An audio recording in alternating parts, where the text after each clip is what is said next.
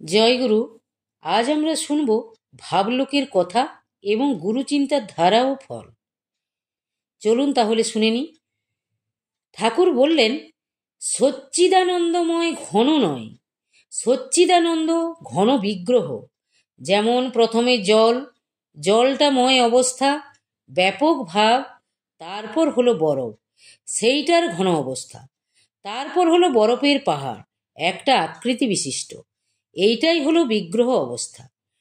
ভাবলোকেও তদ্রূপ ব্রহ্মের সচ্চিদানন্দ ঘন বিগ্রহ অবস্থা।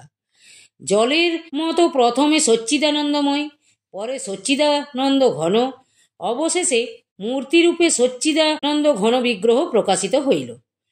ওসব নিত্যলোকের কথা কি বলবো, সেসব কথা মুখে বা লেখনীতে বর্ণনা করা যায় না। চৈতন্যের চার ভাবে প্রকাশ: ব্রহ্ম চৈতন্য, ঈশ্বর চৈতন্য, কূটস্থ চৈতন্য ও জীব চৈতন্য। বৈষ্ণব শাস্ত্রে এদের বলে পরবমি নারায়ণ, কারণার্ণ বসাই নারায়ণ, ক্ষীরোদশায়ী নারায়ণ ও শেষশায়ী নারায়ণ। আমাদের এই পরবমি নারায়ণই লক্ষ্য। প্রত্যেক ধর্ম সম্প্রদায়ে শেষের তিনটি তত্ত্ব সার্বভৌমভাবে স্বীকৃত হয়ে আসছে। যেমন বৌদ্ধদের বোধিসত্ত্ব বুদ্ধ, প্রত্যক বুদ্ধ, খ্রিস্টানদের গড, খ্রিস্ট, হোলি ঘোস্ট, আর মুসলমানদের খোদাতালা, মোহাম্মদ, পয়গম্বর ইত্যাদি। কিন্তু পূর্ণ ভগবান আমাদের এই পরবমে নারায়ণ এ আর কোনো ধর্মেই নাই। ওই আমাদের লক্ষ্য। এসব ভাবলোকের কথা সহজ ভজন ছাড়া বোঝা যায় না। চণ্ডীদাসকে ওই সহজ ভজনের কথা বলেছিল না? পদাবলিতে আছে, বাসুলি আসিয়া চাপড় মারিয়া চণ্ডীদাসে কিছু কয়, সহজ ভোজন করহ যাজন, ইহা ছাড়া কিছু নয়। ওই সহজ অবস্থা লাভ না হলে ভাবলোকের কথা বোঝা যায় না। তোমাদের মধ্যেও ওই অবস্থা আসবে। শুধু এক গুরু চিন্তা করলেই তোমাদের সব হবে। আবার গুরু চিন্তা যেরূপভাবে ধারণ করবে, ফলও তদ্রূপ পাবে। এই যে স্তোত্র পাঠ করো, গুরুর ব্রহ্মা গুরুর বিষ্ণু গুরুর দেব মহেশ্বর, গুরুকে এরূপ ধারণা করা ভালো নয়। নরাকার পরম ব্রহ্ম রূপায় অজ্ঞান হারিণী, এই ধারণা খুব ভালো।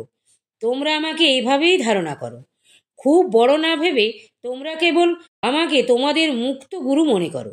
তোমাদের চেয়ে বেশি জ্ঞানী আর যোগসিদ্ধ মহাপুরুষ বলে মনে করলেই যথেষ্ট। এই ধারণায় সাধনা করে শীঘ্র ফল পাবে, কারণ তোমরা এই ধারণা শীঘ্র ধরতে পারবে। নতুবা বিন্দুনাদ কলাতীত, তা অবশ্য ধারণাতীত বটে। সুতরাং সাধনার অসাধ্য, তার ধারণা করা চলে না। যে যেরূপ ধারণা করে ইষ্ট বা গুরুর সাধনা করবে, সে তদ্রূপই ফল পাবে। আমাকে চিন্তা করো, আমার রূপ ধ্যান করো, অন্তিমে কর্মশেষে আমার সঙ্গে যাবে। আর আমারও তাই উদ্দেশ্য।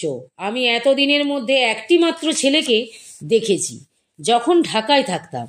একদিন সকালে বসে আছি, অনেকে আমার কাছে এসেছে, ও ছেলেটিও এসেছে। সকলে আমায় প্রণাম করে কথাবার্তা বলে চলে গেল। ও কিছু বলে না বা কিছু করে না, চুপ করে আছে। শেষে আমি জিজ্ঞাসা করলাম, কে তুমি, কি জন্য? প্রথমে কিছু বললে না, একটু পরেই হাউ হাউ করে কাঁদতে কাঁদতে আকুল হয়ে আমার পা দুখানা জড়িয়ে ধরে বলল, ঠাকুর, আপনি যোগী গুরুর উৎসর্গের শেষে লিখেছেন, আরও প্রার্থনা, যাহারা আমাকে আমার বলিয়া জানিয়াছে, তাহাদের লইয়া যেন চরমে আপনার পরম পদে লীন হইতে পারি। বলুন, আপনি আমার আমার বলে আপনি আমার হাত ধরেছেন। আমি অন্য কিছু চাই না, নিশ্চিন্তে গিয়ে তবে সংসার করি গে। কিসে আকুল ক্রন্দন! তার ভাব দেখে মনে আনন্দ হলো, বিস্মিত হলাম। সে ছেলেটি এখনো আছে। তোমরা আমায় ধরে থাকো শুধু। আমি সর্বদা তোমাদের মঙ্গল কামনা করি। তোমরা আমায় ভেবে ভেবে ঠাকুর হও। আমি তোমাদের মধ্যে ভগবানকে দেখতে চাই, আর সত্য সত্যই তোমরা ভগবান। তোমাদের মধ্যে এই তত্ত্বটা পরিস্ফুট হয়ে উঠবে। তোমরা নিজেকে ভগবান বলে বুঝতে পারবে।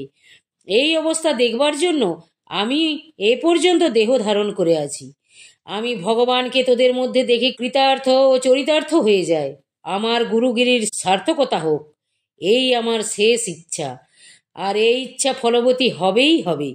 এই বলে ঠাকুর কিছুক্ষণ চুপ করে থেকে ঘরে উঠে গেলেন। জয়গুরু জয়গুরু। আজ এই পর্যন্তই। যদি আপনাদের ভালো লেগে থাকে তাহলে চ্যানেলটিকে সাবস্ক্রাইব করে সাথে থাকবেন। জয়গুরু জয়গুরু।